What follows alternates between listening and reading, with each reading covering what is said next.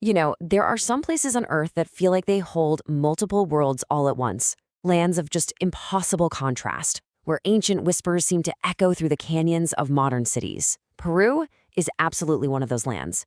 The name itself brings up these images of lost empires and cloud-piercing peaks. But the real story? It's way more complex, and honestly, way more fascinating. And that right there is the great paradox of Peru. It's a geographical riddle, isn't it? Three completely distinct, seemingly incompatible worlds, all locked together inside a single border. So let's take a journey through each one of them to really understand how this incredible nation came to be. It's funny. Even the country's name starts with a misunderstanding. Spanish explorers heard the name of a local chief, Biru, and just mistakenly painted it across this vast, unknown territory to the south. It's a fitting, almost poetic start for a story about a land so often defined by outsiders. Our journey begins where civilization in this part of the world first took root, and it's in a place you might least expect it. This narrow strip of desert, pressed right between the Andes and the Pacific Ocean. This is the Costa. It might look barren, but don't let that fool you. This is where the story of civilization in the Americas really got started. Think about this. Long before the Inca, even before the Great Pyramids of Egypt were finished, complex societies were thriving right here. 5,000 years ago, the people of Caral Supe were building these monumental cities. And after them came waves of other sophisticated cultures, the Moche, who were masters of irrigation and metal, and then the Chimu, who built Chan Chan, which is still the largest adobe city on Earth. All of it rising right out of the sand. So what does this coast look like today? Well, it's the nation's demographic heartland. And if you look at its identity, you see a story of fusion. The dominant identity is mestizo. That's a mix of indigenous and European heritage. Centuries of colonial rule, of slavery, and immigration from Europe and Asia have forged this new blended culture, especially here in the coastal cities. And nowhere is this transformation more obvious than in its capital, Lima. It was once called the City of Kings, the absolute center of Spanish colonial power. But now, it's famous for something entirely different: its food. Dishes like ceviche literally tell the story of the nation on a plate. It's a fusion of native ingredients with Spanish, African, and even Japanese techniques. It's history you can actually taste. All right, from the coast, we're gonna climb way up into the staggering peaks of the Andes.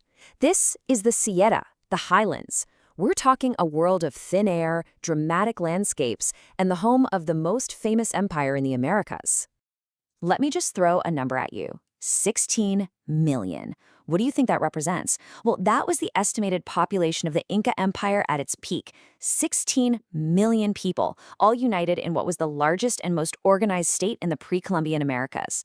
They called it Tawantinsuyu, which means the four provinces united. From their sacred capital, Cusco, the Inca managed this huge, diverse territory that stretched all the way from modern-day Colombia down to Chile. And they did it all without the wheel or a written language as we know it. It was just an unbelievable feat of engineering and social organization. And at the absolute center of this universe was the Sapa Inca. He wasn't just a king, he was considered a living god, the child of the sun. His authority was total. This divine power created an incredibly stable society, but, it also held the seeds of its own destruction. But the legacy of this Andean world isn't just in stone. It's in the soil. Over 3,000. That is the number of native potato varieties that are still grown in Peru. This incredible biodiversity is a gift from the ancient farmers of the Andes to the entire world. And so, when Francisco Pizarro showed up with just a handful of men in 1532, it wasn't just a battle. It was a cataclysm, a full-on collision of two worlds, two completely different belief systems. The capture and execution of the god king Atahualpa totally shattered the Inca universe and reshaped a continent forever.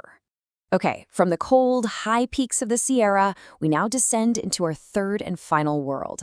This is a realm of immense heat, water, and life. This is the selva, the Peruvian Amazon, a living, breathing labyrinth. And here is maybe the biggest misconception about Peru. The Amazon rainforest makes up 60% of its total land. Yeah, you heard that right. The images we all have in our heads, the desert coasts, the high mountains, that's actually the minority of its landmass. The country's true heart is green. The scale of life here is almost beyond comprehension. Peru is one of the planet's few mega-diverse countries. It holds the source of the mighty Amazon River, it's home to thousands of species, and it's still a refuge for isolated tribes who have zero contact with the outside world. It is a world that still holds its secrets very, very close. So, you've got these three totally distinct worlds: the desert coast, the high Andes, and the vast jungle. How on earth do you forge a single nation from such extremes? Well, this has been the central challenge of modern Peru. You'd think independence would have risen up from within, right? But in Peru, the story's a bit different.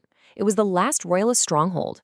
It actually had to be liberated by outside forces led by the great liberators San Martin and Bolivar.